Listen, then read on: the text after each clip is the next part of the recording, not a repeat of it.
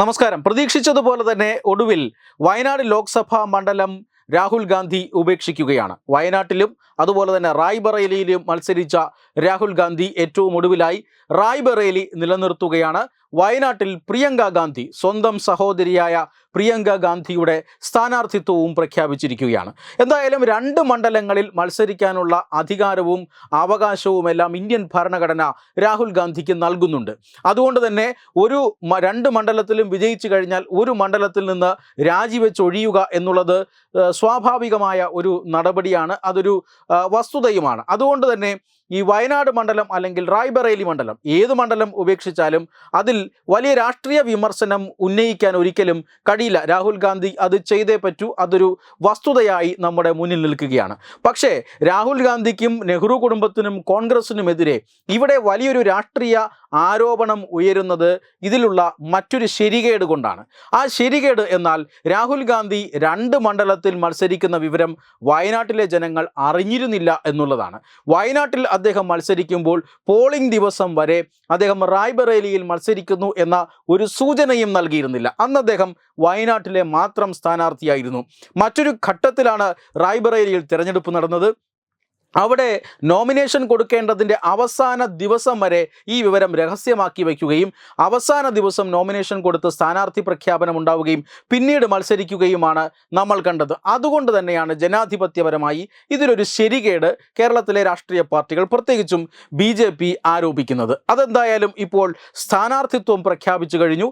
ഈ സ്ഥാനാർത്ഥിത്വം പ്രഖ്യാപിക്കപ്പെട്ടതോടെ BJP ഉൾപ്പെടെയുള്ള രാഷ്ട്രീയ പാർട്ടികൾ രാഹുൽ ഗാന്ധിയും കോൺഗ്രസും വയനാടിനെ വഞ്ചിച്ചു എന്ന് പറയുന്നതിൽ ഒരു പ്രധാനപ്പെട്ട കാര്യം ഇതാണ്. രാഹുൽ ഗാന്ധി റായ്ബറേലിയിൽ മത്സരിക്കുന്ന വിവരം മറച്ചു വച്ചിരിക്കുന്നു എന്നത് തന്നെയാണ്. ഇതിൽ വയനാട്ടിലെ ജനങ്ങൾ ഇക്കാര്യം കൊണ്ട് തന്നെ വഞ്ചിതരായി എന്നവരുടെ ആരോപണത്തിൽ തീർച്ചയായും ശരിയുണ്ട്. മറ്റൊരു പ്രധാനപ്പെട്ട കാര്യം, വയനാട്ടിലെ ജനങ്ങളെ മാത്രമല്ല മറ്റു 3 പേരെ കൂടി രാഹുൽ ഗാന്ധിയും കോൺഗ്രസും വഞ്ചിച്ചു എന്നുള്ളതാണ്. അതിലേറ്റവും പ്രധാനപ്പെട്ട ഒരാൾ മുസ്ലിം ലീഗാണ്. മുസ്ലിം ലീഗ് വയനാട്ടിൽ രാഹുൽ ഗാന്ധി മത്സരിക്കുന്നില്ല എങ്കിൽ ആ മണ്ഡലം തങ്ങൾക്ക് വേണം എന്ന് തെരഞ്ഞെടുപ്പിന് മുന്നേ തന്നെ വളരെ ശക്തമായ ആവശ്യം ഉന്നയിച്ചിരുന്ന ഒരു പാർട്ടിയാണ്.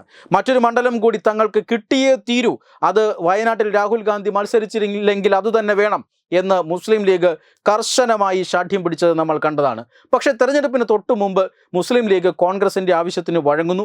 അവിടെ രാഹുൽ ഗാന്ധി തന്നെ മത്സരിക്കുകയും ചെയ്യുന്നു. അതുകൊണ്ട് തന്നെ രാഹുൽ ഗാന്ധി ഈ മണ്ഡലം ഉപേക്ഷിച്ചാൽ തീർച്ചയായും മുസ്ലിം ലീഗിന് ആ സീറ്റ് തിരികെ കൊടുക്കേണ്ടതാണ്.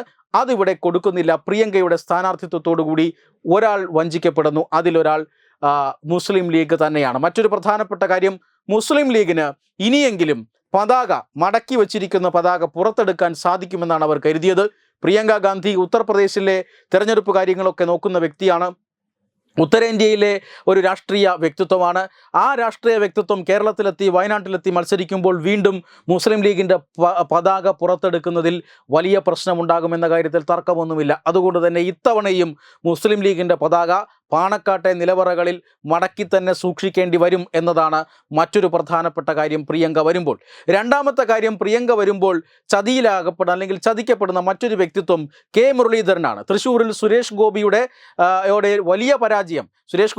വലിയ പരാജയം ഏറ്റുവാങ്ങിയ K മുരളീധരനാകട്ടെ വലിയ വിഷമത്തിലാണ്. അദ്ദേഹം വലിയ നിരാശയിലുമൊക്കെയാണ്. ഇനിയൊരു മത്സരത്തിന് താനില്ല എന്നൊക്കെ പറഞ്ഞ് കോൺഗ്രസ് നേതാക്കളുടെ ഫോണൊന്നും എടുക്കാതെ ഒറ്റയ്ക്ക് കോൺഗ്രസിൽ നിന്നും വഴിമാറി സഞ്ചരിക്കാൻ തുടങ്ങിയപ്പോഴാണ് കേരളത്തിലെയും കേന്ദ്രത്തിലെയും നേതാക്കൾ ഇടപെട്ട് വയനാട് ഒരു അവസരം വരുന്നുണ്ട്, വയനാട് നിങ്ങൾക്ക് തരാം എന്നൊരു വാഗ്ദാനം നൽകുന്നത്. ആ വാഗ്ദാനത്തിൽ അല്പമൊക്കെ നിരാശ മാറി ഡൽഹിയിലേക്കും മറ്റും യാത്രയൊക്കെ ചെയ്ത് ഇരിക്കുന്ന K മുരളീധരൻ ഒരു ഇരുട്ടടി തന്നെയാണ് പ്രിയങ്ക ഗാന്ധിയുടെ സ്ഥാനാർത്ഥിത്വ പ്രഖ്യാപനം എന്ന കാര്യത്തിലും തർക്കമൊന്നുമില്ല.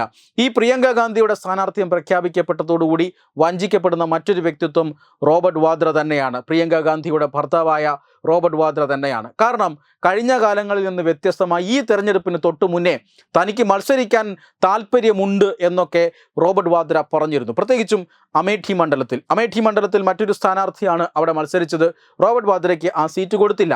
അതുകൊണ്ട് തന്നെ വീണ്ടും ഒരു അവസരം വരുമ്പോൾ, വയനാട് രാഹുൽ ഗാന്ധി ഒഴിയുമ്പോൾ അവിടെ റോബർട്ട് വാദ്രയ്ക്കും അവകാശവാദം ഉന്നയിക്കാം. ഈ അവകാശവാദത്തെ കൂടിയാണ് രാഹുൽ ഗാന്ധി ഇന്നലെ പ്രിയങ്കയുടെ സ്ഥാനാർത്ഥിത്വം പ്രഖ്യാപിച്ചതോടുകൂടി ഇല്ലാതാകുന്നത്. ഈ തരത്തിൽ വലിയ ചലനങ്ങൾ കോൺഗ്രസിനുള്ളിൽ തന്നെ, UDFിനുള്ളിൽ തന്നെ പ്രിയങ്ക ഗാന്ധിയുടെ സ്ഥാനാർത്ഥിത്വം ഉണ്ടാക്കുന്നുണ്ട്. അതിനപ്പുറം BJP പ്രിയങ്ക ഗാന്ധിയുടെ സ്ഥാനാർത്ഥിത്വത്തെ കേരളത്തിൽ കുടുംബാധിപത്യം ഉറപ്പിക്കാനുള്ള ശ്രമമായിട്ടാണ് കാണുന്നത്. BJP സംസ്ഥാന അധ്യക്ഷൻ K. സുരേന്ദ്രൻ ഇന്ന് രാവിലെ തന്നെ ആ പ്രസ്താവന പുറപ്പെടുവിച്ചിരുന്നു. പാലക്കാട് കൂടി ഉപതെരഞ്ഞെടുപ്പ് വരുന്നുണ്ട്, അളിയൻ വാദ്രയെ കൂടി അവിടെ കൊണ്ട് നിർത്തിയാൽ എല്ലാം ശുഭമായി എന്നാണ് BJPയും തിരിച്ചടിക്കുന്നത്. Web desk Tatwamayi news.